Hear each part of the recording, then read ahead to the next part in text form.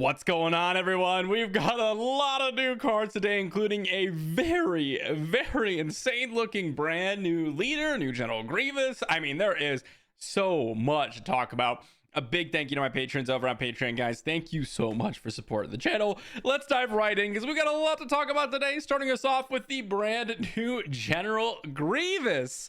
Of course, we've got General Grievous on all fours. I love the subtitle, the scuttling to safety. It's kind of a shame that we get a couple of Grievouses, and one of the first ones we get is him running away on all fours, but I guess it's very fitting. 2-cost ground unit in Cunning Villainy. It's a 3/3 Separatist official.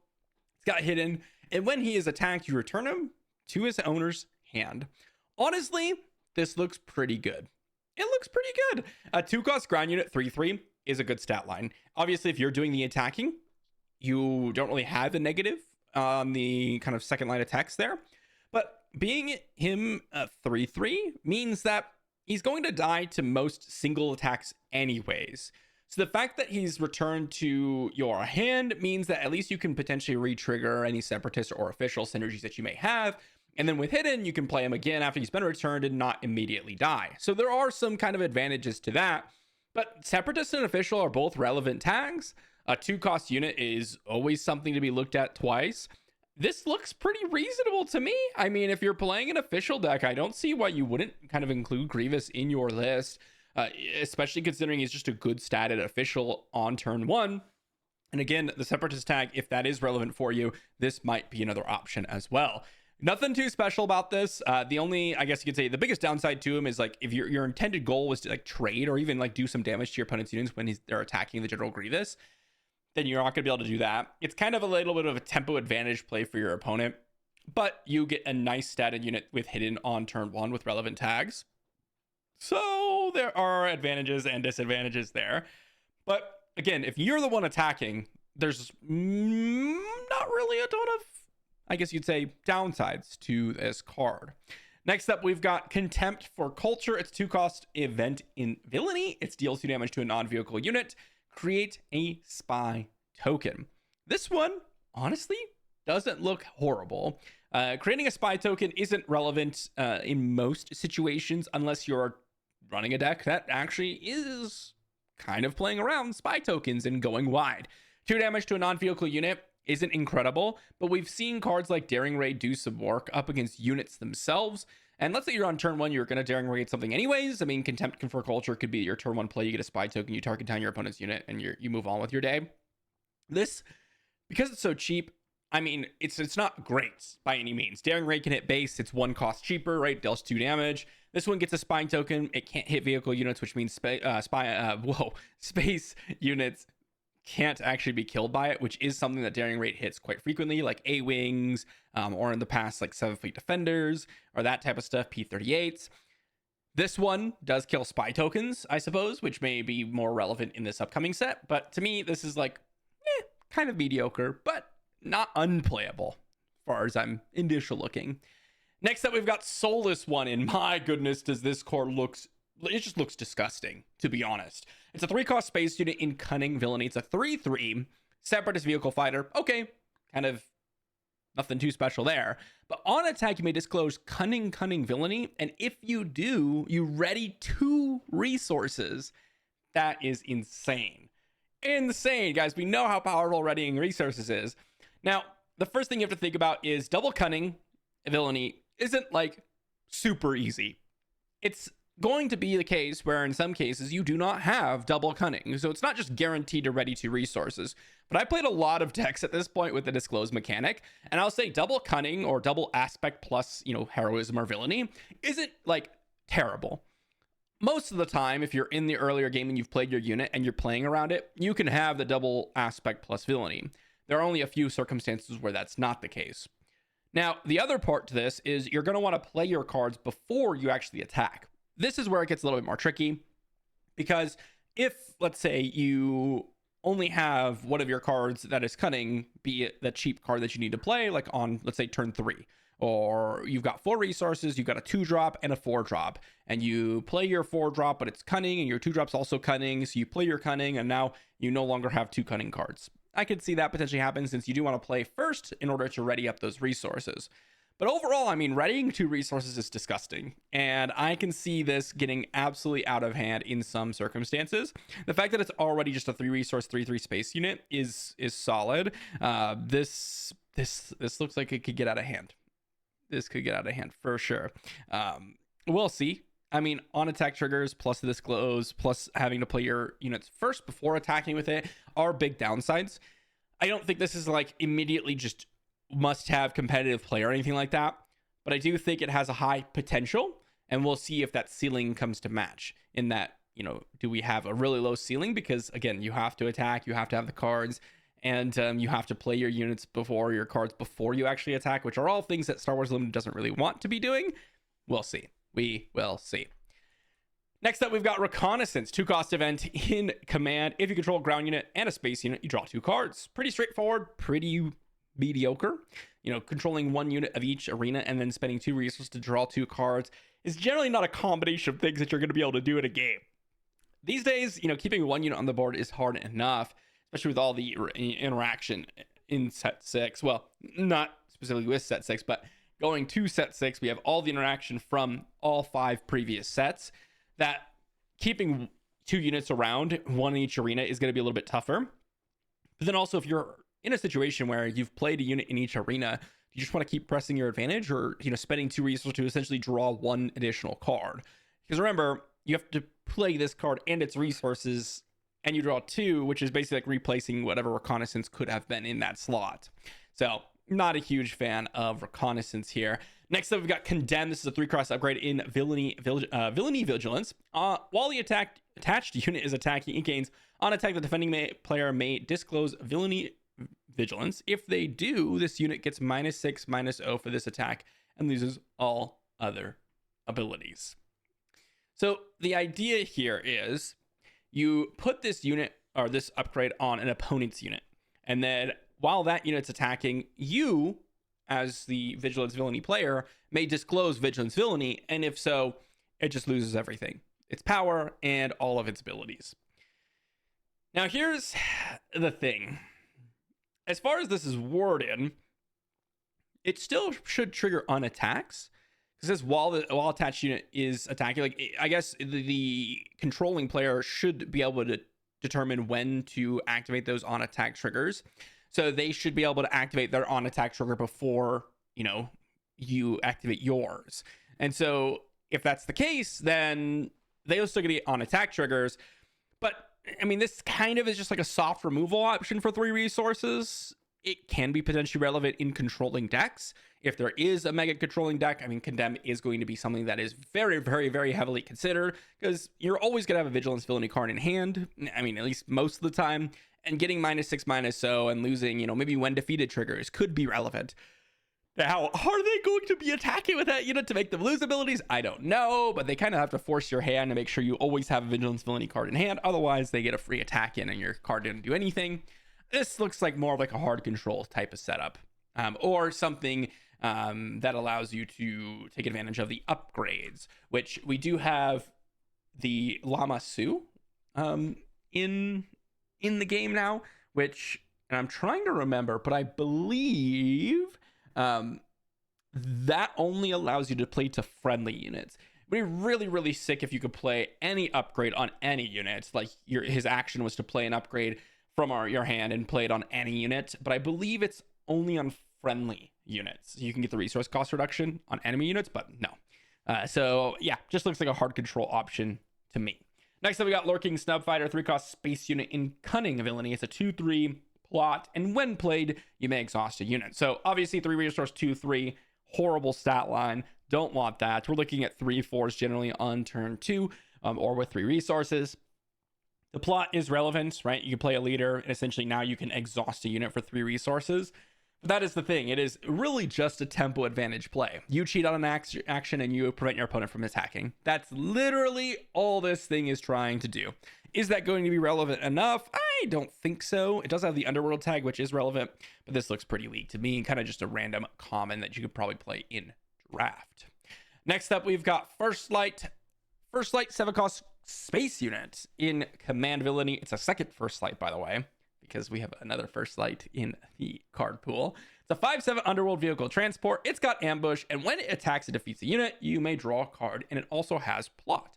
So kind of like a General Callus or Agent Callus, or like something of that note where you attack, defeat things, and you're able to draw cards. This is 7 resources for a 5/7 ambush. Not nearly as strong as Darth Vader.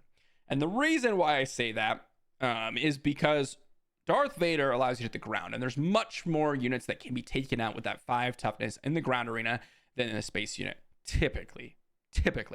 This does have plot, which is nice, and it does draw you cards. But again, this type of effect, I don't think Villainy Vigilance or Command Villainy is really going to be looking for.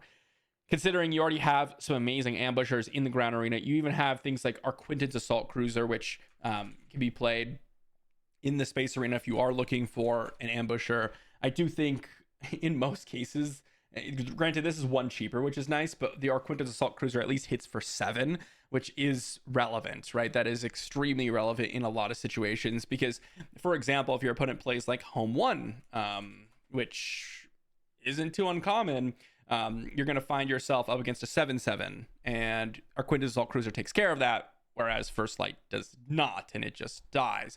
Plot is nice, it lets you draw a card. Maybe it's a 1 of or 2 of in some of the Villainy command decks, because it is a nice thing to have as like a back pocket situation. If your opponent's going really heavy on space, can allow you to draw into potentially more things to deal with that space arena, but nothing too impressive at first glance. Next up, we've got Beguile, 3-cost event in Cunning. It's look at an opponent's hand, then choose a non-leader unit that opponent controls that costs 6 or less and return it to its owner's hand. This card looks incredible because to me, it is just better waylay in most spots. Now, here's the thing. When you get to late game and your opponent is playing 7, 8, 9, 10 drops, is waylay going to be better? Yeah. But at the same token, is waylay going to actually help you win? Because at that point, aren't you already super losing? Most of the time, yes. So this just gets you a little bit extra information, right? Because you get to look at an opponent's hand. That's it. That's literally all the advantage comes, is looking at an opponent's hand. Now that is pretty significant, obviously, because you can play around certain cards, especially in a Cunning deck where you're really looking to get that early game advantage, oftentimes, or maybe mess with your opponent's hand. Well, Beguile looks pretty good. Like, I could definitely see me playing this over Waylay in some decks, where when I get to that late game, yeah, I don't really want to be bouncing your units, or I don't even want to be bouncing my own units because that's just too much of a tempo loss. That's the other thing that Waylay does better, is that you can bounce your own units. This is a non-leader unit that opponents control. So, seems interesting. Probably a playable card. Next up, we've got Raxian Assembly, 5-cost ground unit in command. It's a 6/5 Separatist official. So again, this is literally just a Separatist and official card. If that's relevant, maybe this guy is playable. A 5-resource 6/5 isn't bad, but it's not great, especially with nothing else going on. I mean, this is a blank card. It literally is just a stat stick. It's got 6/5 stats. It's not horrible. I can see myself playing this in draft, especially in those official synergy decks.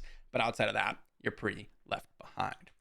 Next up, we've got Garindan. This is a 2-cost ground unit in Cunning Villainy. It's a 1/3. When played, you name a name a card, look at an opponent's hand, and discard a card with the name on it, or with that name from it. Then it's also got plot. So this is kind of like your new version of Bazine. So you get to play it from the resource pile, but unlike Bazine, you can pay for 2 resources in order to play this, but you have to have done that at the same turn your leader deploys. And also, the thing with Garindan is you get to mess with your opponent's hand, but you don't have to have them draw a card to replace it.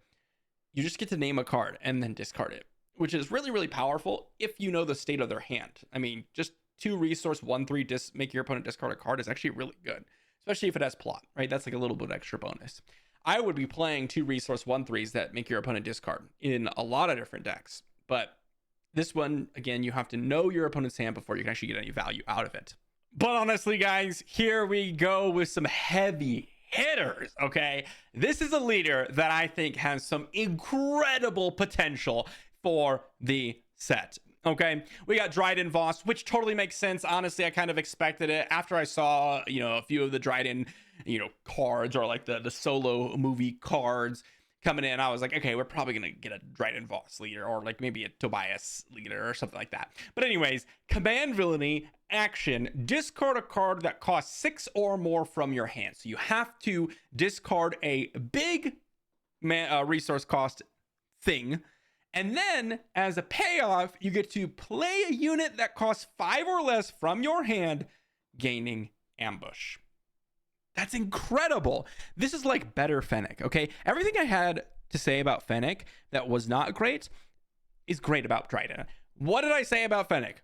When you pay 1 resource to go ahead and do the ambush, you probably are just trading 1 for 1. This one doesn't require you to pay resources. It pays cards from your hand, which you could potentially recoup with some various other things in the game. But the discard a card is usually a significantly less impactful, kind of restriction, especially in the early game if you're trying to get ambush advantage, than 1 resource. You get to play things that cost 5 or less, so a little bit extra than Fennec. Then you have a 7 to deploy leader, 5/7, and the flip side is just to discard a card from your hand and you can play any unit from your hand, gaining ambush. This is incredible. Just think about all the potential. It's also 5/7 overwhelm, which doesn't really matter.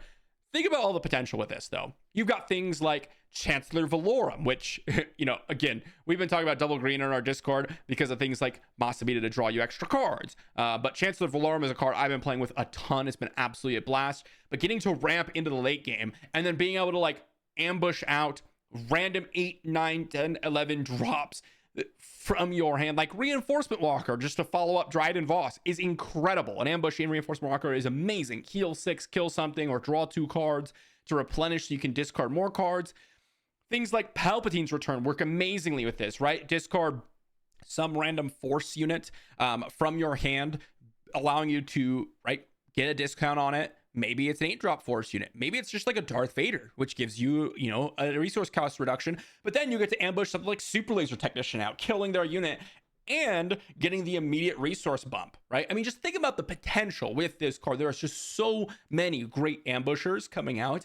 And I'd have to sit down and go through all the cards that get a lot better. But one that immediately pops into my mind every single time I have the potential for like ECL or that type of effect, Rook, right? Rook's command villainy comes out with a shield token, kills something no matter what, right? That's just a 3/6 shielded that kills something immediately. And then if they don't deal with it, you can kill another thing. Like, that is amazing. That is an amazing tempo advantage play. Because one of the biggest things about these command villainy decks is that, let's say you're playing Vigilance, for example. This is a great combination, right? Because you got Pershing in the earlier turns to draw you some more cards to kind of fuel this. You got things like Gideon to ambush out, Rook to ambush out. But let's say you're playing Vigilance command villainy. You've got Avengers, you've got Devastators in the late game, you've got Darth Vaders, you've got some amazing cards. The question always becomes, can you make it there? This helps you so much on so many levels. You don't just have to rely on removal. You can now play an active game plan to get to the late game while also fueling your discard pile for potentially future draws with Palpatine's Return or anything else that you might be doing, and then just having immediate impact with so many different cards. This looks super exciting to me. Who knows if it's going to be like top of the line disgusting, but out of all the leaders so far, and I've said that about a couple leaders, like DJ with a double cunning is really sweet, this guy looks fun, just absolutely fun. I am excited to see what people come up with and what we're going to be doing very, very soon, because I am excited to run with some Dryden Vos here. Next up, we've got Let's Talk, 9-cost event in command. If a friendly unit left play this phase, this event costs 3 less to play. Each friendly unit captures an enemy non-leader unit in the same arena. So you kind of get like a finalizer effect, but you don't get the big space unit. Obviously, friendly unit leaving play this phase means that this event does a lot worse because you don't get an extra capture. If you're able to get, let's say you have 3 or 4 units on the board, you're probably winning already. And if it's just capturing 1 unit, I mean, this is just a straight up worse version of some of the removal options. This does not look very good, especially since you could only capture units in the same arena. Ooh, that is another heavy hitter. Because you could argue like, okay, what happens if I'm finding a space-oriented deck and I'm all ground? Maybe this thing could come out and capture all their units. No, because it's got to be the same arena. So Not a huge fan of this legendary. Reminds me of like Rule with Respect. Next up, we got Outer Rim Constable, 2-cost ground unit and aggression. It's a 3/1. When played, you defeat an upgrade. You may defeat an upgrade. This seems honestly like a solid card. I don't know where or how it's going to fit in, but these 2-cost, ground units that do something, like the Probe Droid has been played in the Droid deck. I mean, it's got the official tag. Honestly, if I was playing an official deck with aggression as one of my aspects, I'd probably just have this guy in there as a way to kind of just defeat upgrades, but also kind of progress my official game plan. So this looks totally reasonable to me. Nothing too special, nothing too crazy, just defeats and upgrade. And it's important to say it doesn't say unique upgrade, which has been something that has taken place recently. Next up, we've got Eye of Aldhani, 1-cost event. At the start of the next action phase, for each enemy unit, its controller must pay 1 or exhaust that unit. Honestly, this doesn't seem horrible. A nice little tempo advantage play. It costs you 1 resource, and if they are going wide or something, you could potentially exhaust multiple units for 1 resource, which again, 1 resource isn't that big of a downside. On another note, if they only have 1 to 2 units and you're using this as one of your only kind of reactive controlling plays, it's going to look a lot worse. This is one of those cards where you kind of just try to throw off your opponent's curve. Like, oh yeah, I'm going to play this with the 1 extra resource I have in hand. And then maybe they'll pay 1 resource. So they don't play a big unit this turn and I get another turn to kind of recoup. That's kind of where I see with this. I don't see it's like particularly amazing, but I could see it seeing some play. And then, I don't know if this is the last one, but certainly one that I thought was really sick. Sabé, Cunning Heroism Leader. When a friendly unit deals combat damage to a base, you may exhaust this leader. If you do, look at the top 2 cards of the defending player's deck and you discard 1 of those cards and you put the other one back on top. Now, the way this works, you have to deal combat damage to a base. Once you do so, you basically get to manipulate the opponent's top deck and give them the worst of the 2 cards, right? Keep 1 of the 2 cards on top, put 1 of those in the discard pile, so you get to kind of just filter your opponent's draws and hopefully set up for a good situation where your opponent's not really drawing the key cards, like Overwhelming Barrage or whatever it is that you want them to be off. On the flip side, we got a 5 to deploy leader, which is already good. A 3/6, not amazing, but with raid 1, okay. 4/6 on attacks. Maybe it's just an aggressive leader, which it seems like it could be because of Cunning Heroism and its frontside action. When this unit deals combat damage to a base, look at the defending player's hand. You may discard a card from it. If you do, that player draws a card. So you essentially get, every single time Sabé deals damage to a base, to the opponent's base, you get to Bazine them, which is amazing. So you're filtering their top of their draws. Filter. You get an attack in with her. Boom, you take their best card from their hand and you left them with scraps. That seems pretty good. Pretty good. I'm excited to see what we could come up with a Cunning Heroism Leader kind of combination here. There's obviously the card that we mentioned earlier. I can't remember what the name of it is, but you have so many different options. Let me see if I can go filter back on over to that card. And there we go. Garindan. This one where you can kind of potentially, play this in your Sabé deck and then deploy her.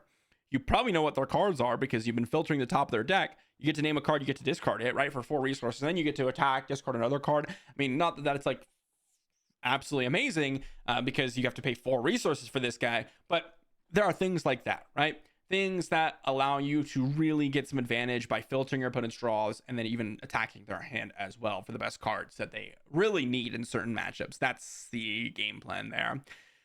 So overall, guys, honestly, Dryden Vos, that is the card. That is the leader that I am stoked about. Absolutely amazing. I'm curious about Sabé. Honestly, she seems pretty strong. I'm also really curious about Soulless One and if we're going to be able to get something together for this guy and see if we're going to be able to pop off with him. Of course, General Grievous is always cool to see, but let me know what your favorite cards are from this grouping. Guys, what do you think it was Sabé and Dryden Vos, some of the new leaders that just got announced? We are getting close to the end of spoilers for set 6, which is insane.